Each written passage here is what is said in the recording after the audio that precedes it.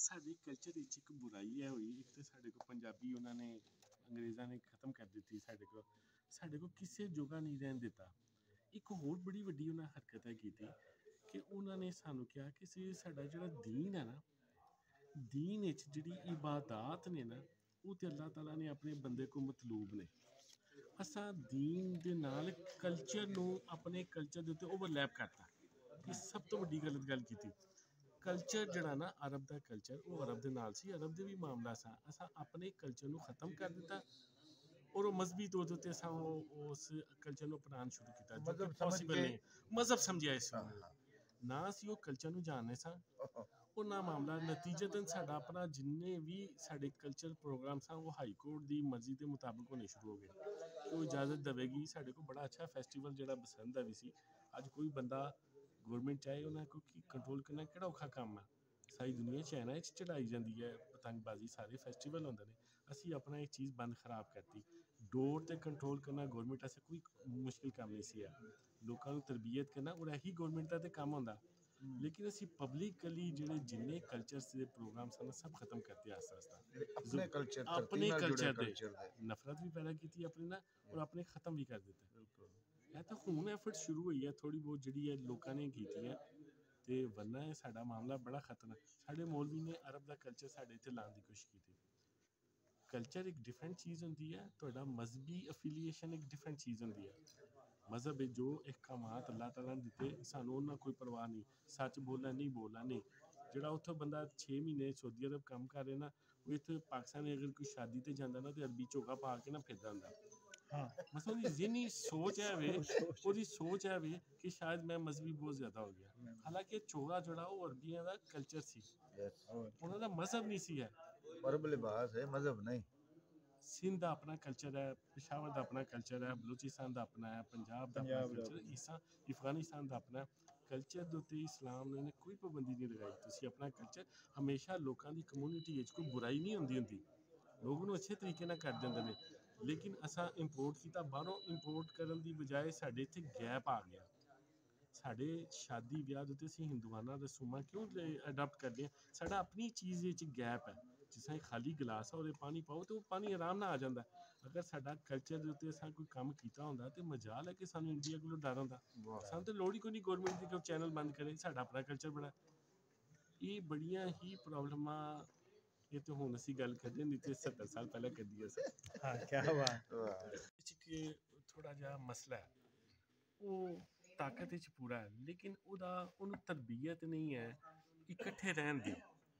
ਉਹਨੂੰ ਤੁਸੀਂ ਬੜੇ ਆਸਾਨੀ ਨਾਲ ਇਹ ਜਿਹੜੀ ਵੱਡੀਆਂ ਸਾਡੇ ਉੱਤੇ ਆਕਾਰ ਨੇ ਨਾ, ਉਹਨੂੰ ਡਿਵਾਈਡ ਕਰ ਦਿੰਦੇ ਨੇ। ਇਹ ਸਭ ਤੋਂ ਪਹਿਲਾਂ ਤੁਸੀਂ ਕਦੀ ਇਹ ਨੋਟ ਕੀਤਾ ਕਿ ਕਦੀ ਜਿਹੜੀ ਗੌਰਮੈਂਟ ਦੀ ਮੈਨੇਜਮੈਂਟ ਹੈ, ਗੌਰਮੈਂਟ ਦੀ ਮੈਨੇਜਮੈਂਟ ਕਦੀ ਡਿਵਾਈਡ ਨਹੀਂ ਹੋਏਗੀ। ਉਹਨੇ ਸ਼ੀਆ ਵੀ ਹੋਏਗਾ, ਸੁੰਨੀ ਵੀ ਹੋਏਗਾ, ਹਰ ਚੀਜ਼ ਹੋਏਗੀ। ਉਹਨਾਂ ਦੀ ਇੱਕ ਐਸੀ ਰੇਟ ਹੁੰਦੀ ਹੈ ਜਿਹੜੀ ਉਹਨਾਂ ਦੇ ਵਿੱਚ ਇਹ ਚੀਜ਼ਾਂ ਹੁੰਦੀਆਂ ਹੀ ਨਹੀਂ। ਸਾਡੇ ਵਿੱਚ ਬੜੀ ਆਸਾਨੀ ਦੇ ਨਾਲ ਤੁਸੀਂ ਦੋ ਜਮਾਤਾਂ ਦੇ ਉੱਤੇ ਡਿਵਾਈਡ ਕਰ ਸਕਦੇ ਹੋ। ਸ਼ੀਆ, ਸੁੰਨੀ, ਬਰੇਲਵੀ, ਹਰ ਮਜ਼ਹਬੀ ਤੌਰ 'ਤੇ ਡਿਵਾਈਡ ਕਰ ਸਕਦੇ ਹੋ। ਮਹੱਲੇਦਾਰੀ ਦੇ ਉੱਤੇ ਡਿਵਾਈਡ ਕਰ ਸਕਦੇ ਹੋ, ਜ਼ਾਤ ਪਾਤ 'ਤੇ ਡਿਵਾਈਡ ਕਰ ਸਕਦੇ ਹੋ।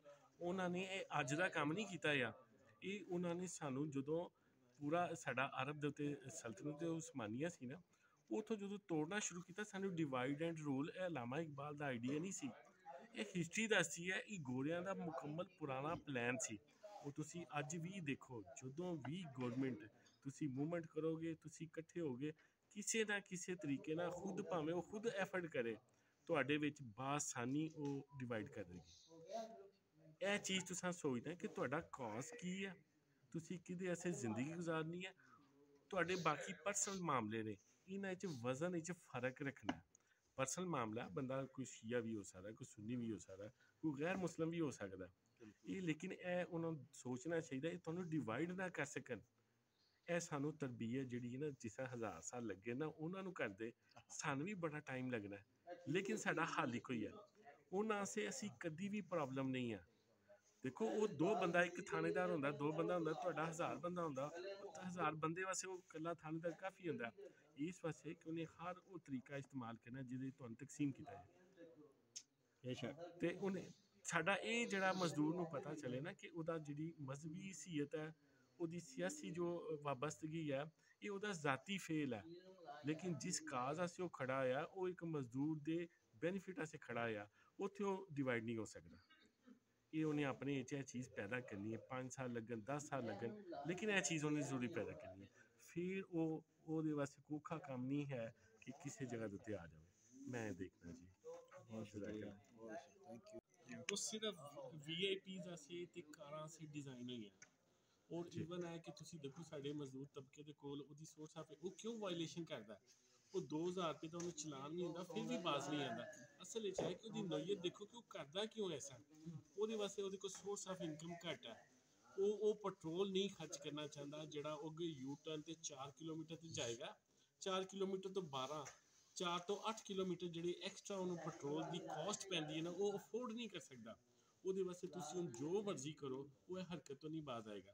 ਤੁਸੀਂ ਸੜਕਾਂ ਜਿੰਨੀਆਂ ਦੇਖ ਲਓ, ਤੁਸੀਂ ਬਾਹਰ ਦੇਖ ਲਓ, ਸਾਈਕਲ ਵਾਲੇ ਦੀ ਆਪਣੀ ਹੈ, ਪੈਦਲ ਚੱਲਣ ਵਾਲਿਆਂ ਦਾ ਆਪਣੇ ਰਾਈਟਸ ਨੇ, ਆਪਣੀ ਸੜਕਾਂ ਨੇ, ਮੋਟਰਸਾਈਕਲ ਐਸੇ ਲਹਿਦਾ ਉਹਨਾਂ ਦੇ ਟਰੈਕ ਨੇ, ਬੱਸਾਂ ਸੇ ਕਾਰਾਂ ਸੇ ਲਹਿਦਾ।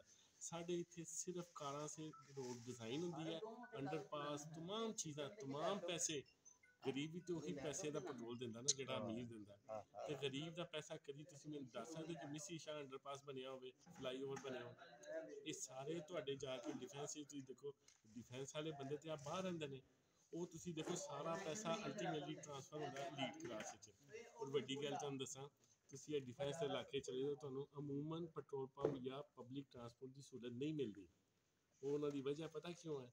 ਕਿ ਸਿਰਫ ਉਹ ਬੰਦਾ ਇੱਥੇ ਰਵੇ ਜਿਹੜੇ ਬੰਦੇ ਕੋਲ ਕਾਰ ਹੈ ਤੇ ਜਿਹੜੇ ਬੰਦੇ ਕੋਲ ਖਾਸ ਪੈਸਾ ਹੈ। ਆਮ ਆਦਮੀ ਇੱਥੋਂ ਲੰਘੇ ਵੀ ਨਾ। ਦੋ ਫਿਰਕੇ ਜਿਹੜਾ ਨਾ ਸਾਡੇ ਇਸੇ ਵਾਸਤੇ ਬਣੇ, ਗਰੀਬ ਨੂੰ ਲਹਿਦਾ ਕੀਤਾ, ਅਮੀਰ ਨੂੰ ਲਹਿਦਾ ਕੀਤਾ, ਇਹ ਹਰ ਜਗ੍ਹਾ ਤੇ ਨਜ਼ਰ ਆਉਂਦਾ। ਅਸੀਂ ਤੇ ਅਜੀਬ ਜਿਹੇ ਮਾਮਲਾ ਦੇ 'ਚ ਰਹਿੰਦੇ ਹਾਂ।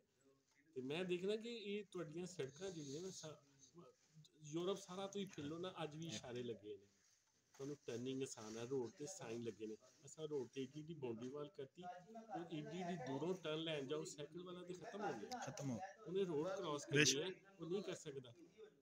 ਉਹ ਜੇ ਕਰੇਗਾ, ਇਹਨਾਂ ਦੇ ਨਾਲ, ਇਹਨਾਂ ਦੇ ਤਾਂ ਸਰਕਾਰੀ ਪੈਟਰੋਲ ਹੈ, इन्हें सरकारी ਗਰੀਬਾਂ ਦੇ ਪੈਸੇ ਦਾ ਸਰਕਾਰੀ ਪੈਟਰੋਲ ਹੈ। वाह, ਇਹਨਾਂ ਸੇ ਤੁਸੀਂ 12 ਕਿਲੋਮੀਟਰ ਦਾ ਯੂ ਟਰਨ ਬਣਾ ਦਿਓ ਨਾ, ਕੀ ਫਰਕ ਪੈਂਦਾ? बड़ी अहम गल है। ਔਰ ਉਹਨਾਂ ਦੇ ਨੇ ਡਰਾਈਵਰ ਹੈ, ਉਹਨੂੰ ਕੋਈ ਟੈਨਸ਼ਨ ਨਹੀਂ ਹੈ।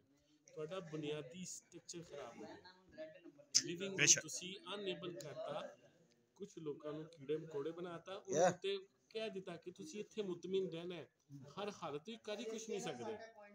ਉਹ ਦੂਜੇ ਪਾਸੇ ਉਹਨਾਂ ਨੇ ਆਪਣੀ ਇੱਕੋ ਜਗ੍ਹਾ ਤੇ ਲੀਡ ਅੰਪਾਇਰ ਐਸੀ ਖੜੀ ਕੀਤੀ ਹੈ ਕਿ ਉਹਨਾਂ ਦੀ ਸੋਚ ਆ, ਉਹਨਾਂ ਕੋਲ ਫੰਡ ਨੇ, ਉਹਨਾਂ ਆਪਣੇ ਵਾਸਤੇ ਪਹਿਲਾਂ ਖਰਚ ਕਰਨਾ ਹੈ, ਕੋ ਬਾਕੀ ਬਚੇਗਾ ਤੇ ਛੋਟਿਆਂ ਸੇ ਆਏਗਾ, ਤੇ ਬੱਚਿਆਂ ਸੇ ਛੋਟਿਆਂ ਸੇ ਆਣਾ ਕੋਈ नहीं। बस यही कहना सी। बहुत शुक्रिया, बहुत बहुत बहुत बहुत मेहरबानी। जबरदस्त, बहुत ही ये शानदार, साथ बहुत कामरेड भाई खूबसूरत बैठे बात हुए की थी तुसी। और Thank you। साथ भाई आपका छोटा Shafiq. Thank you so much. अल्लाह हाफिज़।